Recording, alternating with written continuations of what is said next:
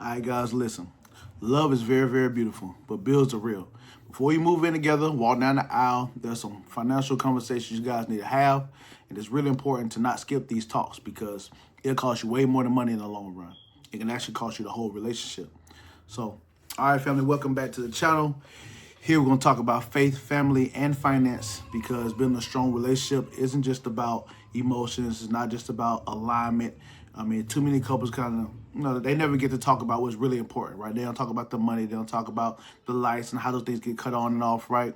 So today I want to break down actual financial conversations that couples need to have before they move in, before they think about getting married, before they want to make things really, really legit and real serious, right? So these are really important conversations to have. And transparency is the big thing. So I mean, here we know, Sims Investor, we're more so about not only educating you guys on finances and everything too, but lately we're realizing that a lot of people don't really court each other anymore. They don't really do a whole lot of conversations when it comes to having a successful relationship, if that's what you're looking for. You know what I'm saying? It's really easy to kind of just hook up and everything, but having a relationship that lasts stand the test of times, that's a little more difficult. It requires more grit, more persistence, and honestly, it's like building a business. You know what I mean? You going to go through some trials and error with your growth and everything, and you gotta make sure that you have the communications to actually go through it. You know what I mean? And that willing to go through the long run with the person you committed to. So me and my wife, my queen, we actually been together since we were 15 years old. I actually prayed for for a woman of my dreams when I was actually 14 and 15, and God brought her 2 weeks later. You know, it's a crazy story how we met, but we've been together since we were 15, since it was high school, and we're 36 now. So 21 years we've been together, and been married for about 13 of those years now. Was it 2012? So going on 14 years that we've been married, and it wasn't easy. You know what I mean? It wasn't just kicks and giggles. You know what I mean? I had to deal with a lot of her trauma in the beginning. She had to deal with a lot of my trauma. Things that I had to deal with. Being parenticized and being the man of the house kind of early on, and with her father not being in the picture, and just a lot that pain and that sense of she was looking for and that protection she was looking for. I had to fulfill those roles early on in our childhood as we was growing. So things like that you need to overcome as a couple, and there's something you commit to doing, right? And those are just some powerful things that you want to look at on the front end when you're courting your person, right? Your significant other. So the first thing I want to talk about is transparency. What do we make when it comes to our finances, right? I'm talking about real numbers, like how much do you earn monthly, right? Is the income stable? Is it salary? Is it commission? Or is it business income? You got to make sure you have a financial plan and knowing where your money goes in and out, and not just mystery math. You want to actually know where everything is going and have the conversations up front, you know what I mean? And be okay with doing the building phase of things, right? I mean, how a woman is really tested is how loyal and persistent she is with a man when he don't have anything. And how a man is tested is like how loyal and persistent that he is with his queen after he has everything. You know what I'm saying? So right now, me and my wife, we're doing really, really well off when it comes to finances. But early on, I ain't had none of that. She was with me when the times when I used to go through homeless in college and stuff like that, all the way to the point where we're, on our way to making several millions this year. So it's like it was a transition stage. You know what I mean? She had to go through those times of not having a lot and the times of instability when it comes to my decisions, right? And she allowed me to lead the whole way through, right? I think a lot of women don't know about the power of submission, and they think submission is always a way of negatively kind of seeing it. And my queen, she always used it as a way to build our house up. She never used it to tear us down. Great book for men to read is here's the name for men. If Only He Knew, right? That's a book that's really it's gonna test you. It's gonna test you as a man because it tells you the power of leadership and how everything that you do, whether your queen is upset or what the problem stems from, if she's upset, it's most likely coming from something that you did first. And that's a powerful pill to swallow. Like, damn, I'm the cause for all the issues of da. Yeah, you is. All right. If you trace it back to whatever something you did trigger that reaction, but there's power in that.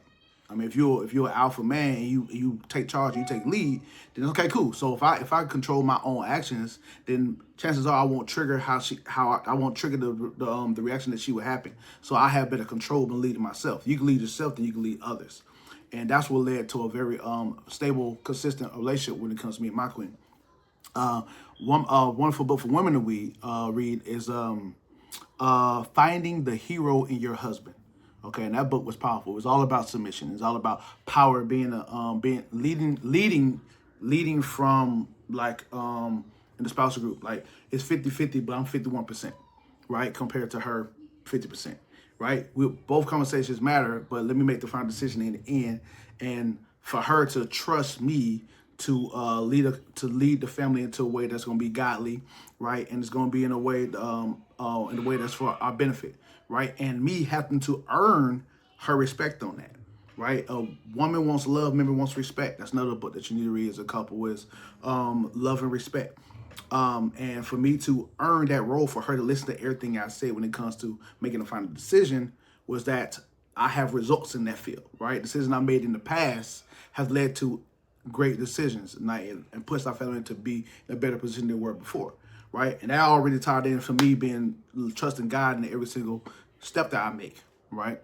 And being in alignment with the Lord. And when I was in alignment with my Lord and Savior, Jesus Christ, then she could trust every step I make, because I was trying to do. I was doing it from a place of well-being, like I was trying to make our steps to be aligned with the way the Lord wanted to lead me. You know what I'm saying? Whether I'm in the church, I'm talking to other men of fellowship groups. I'm getting around people who want to see me win, the people who have successful marriages, and let me peak game for them, so that way I can know how I need to treat my wife, right? If you don't know, a lot of men don't have that picture of how well you should be treating your wife. Are you affirming your wife on, because your lady, girlfriend at the beginning, are you affirming her? Because that should be what she is, what the treatment she receiving as a wife is what you treat her as a girlfriend. You know what I'm saying? It shouldn't stop. It should only get better, right? As you learn her ways and the way she tick. So the more I got around other men and how they other husbands, I should say, and how they were treating their wives, gave me a better picture on how I should treat mine. I was thinking like, hey, girl, you good because I ain't cheating. You know what I'm saying? I ain't cheating, so you straight. I'm military, you know what I'm saying? So in military, you see a whole bunch of men cheating on their wives and stuff like that. And I wasn't doing that, so I was like, you winning. You got a good one. You know what I'm saying? But it's one of the great mentors I was around. He edified the mess out of his wife, like all the time. And I just saw that, I peeked, I was like, oh man, yeah, I could do that. I mean, because unfortunately, at the time, previously, my dad got divorced twice. So I didn't have a good picture on what it looked like to be a good husband. So I just took it upon myself. You gotta have the self-desire to want to be a great king to your queen. You know what I'm saying? So when I did that, that made her want to improve herself. She wanted to be a better wife to me. Just off the strength of what I did first towards her, without asking, without communicating. I mean, without asking, did I what you want, or should I do? No, I'm going to do it because I like the way the results were, right? So you got to see that. You got to see that example. Kings, that's why you always need to be on the constant lookout for men of better. When I say not in any, it don't have to be a financial situation. It's got to be there performing a particular aspect of your life that you think is great and that you want to be better at, and being humble to be willing to learn. You know what I'm saying? By taking in their teachings. So that was powerful. That was big. But you need to have that conversation. I mean, we kind of went on a tangent, but you need to have that conversations where your budget looking like on the front end, right? With your lady. Back to transparency when it comes to money, right? Make sure you guys can take care of each other and then lean on each other's strengths. That's another thing. I'm better when it comes to numbers than my wife is. She's good with managing and nurturing the house and building the house together and just killing. She's like super disciplined. But when it comes to vital things, I'm the most, on track when it comes to the vital things. So I pretty much be the one who controlled our budget. Like I'll set up, I give her cash, and then she knows she can spend the cash however she wants, and I make sure all the bills and everything is covered on our end. That's what makes our system work. You gotta figure out what system works for you and your other significant other. If someone else, if the lady is better at math than the man is, then it's okay. Lean on each other's strengths. Lean on what you guys are great at. Stop looking at it as, oh, I gotta parent you. No, it's called being a team. When you're married or you're in a relationship and you're planning to get married, you're being a team. That's when you grind. My business grew by 100-fold when my wife got involved. Instead of me just trying to do everything on my own, taking forever, the slow route.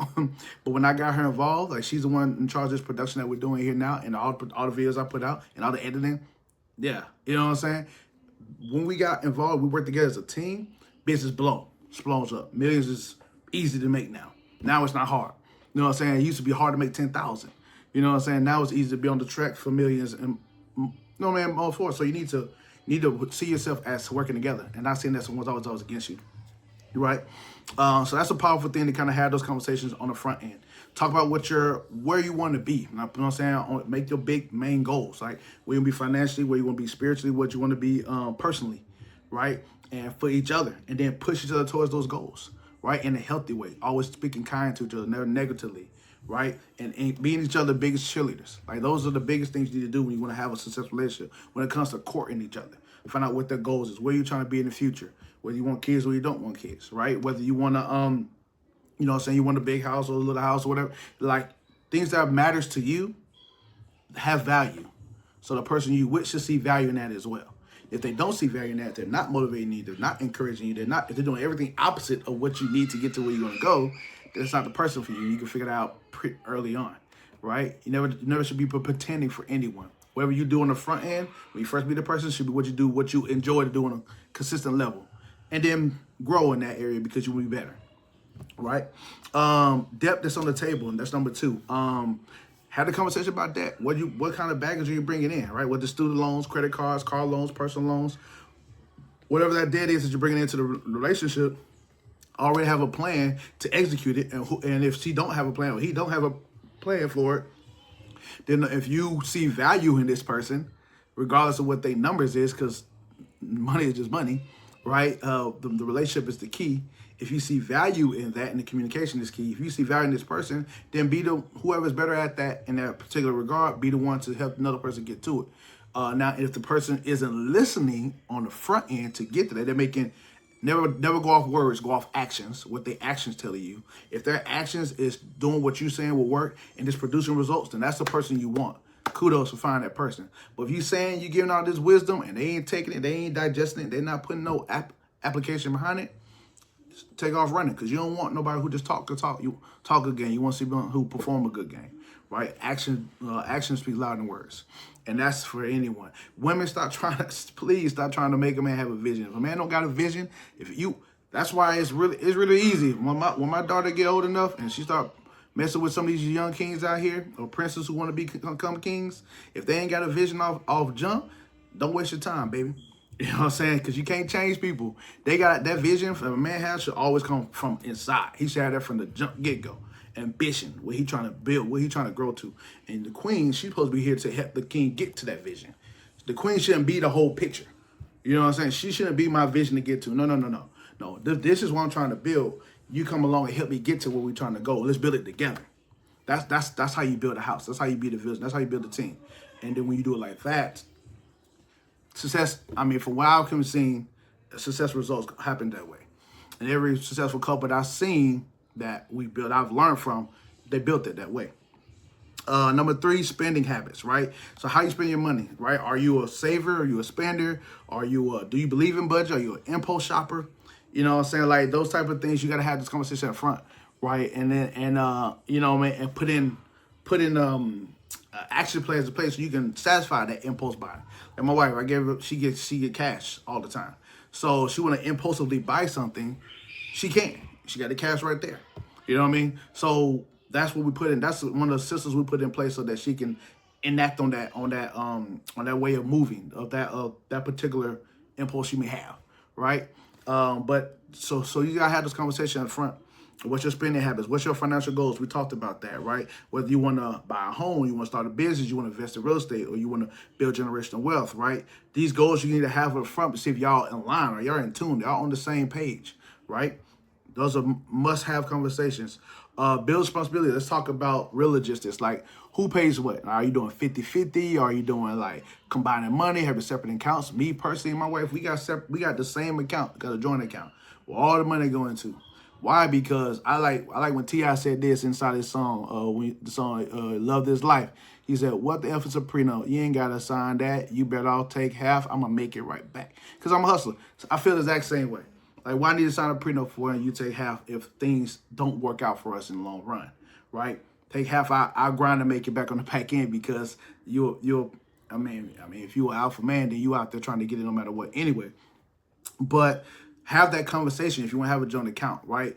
I personally believe when you do the whole 50-50 thing, or you're separating accounts, that you're not really 100% melted. It makes sense if you having a separate account. Like, hey, this separate account is just solely for your budgeting. Like the way I do her cash. Like, hey, that separate account is solely for you to spend money on whatever you want to do. But once you spend all that, then don't touch what we got in the joint. That's for like the vital things. Have those conversations. Like, you gotta find out what works for you and your family, right? And the type of relationship that you want to have. That's fulfilling to you. And then this, guys, you gotta keep it tied in with. I don't know if you have a faith background or not. We do. That's just been a concrete cornerstone to our family dynamic and how we keep. How we keep everything aligned in a positive way, right? And it's just been powerful and undenying when it comes to us being on the next level when it comes to growing in all areas in life. Whether it's fatherhood, whether it's being a better husband to my wife, whether it's financially growing, like with me paying out not only my tithes, but also the offerings. All those things are seeds that I've sown that have produced abundantly growth, so hope they help you guys, man. Just want to kind of give you some a different type of conversation where we're talking more so about relationships, because we want to make sure that we put that content out there that can help people be a better spouse. You know what I mean? Because there's not enough of that out here in the world, and we need to get away from this negative way of thinking and only start thinking about more positive, start uplifting each other. So with that being said, guys, hope you guys have a great evening. Tori Sims here with Sims Like Investing. Tap in with us. We help you guys get funded, leveraging your credit. And we also have investment strategies that can help your money grow on a consistent basis. So you just want to constantly grow your net worth. Always buy something that's going to add to yourself and add to your family, and then build a generational wealth. So when your kids take over what you got left over, when your time is all said and done, they got nothing to worry about. Anyway, have a great day.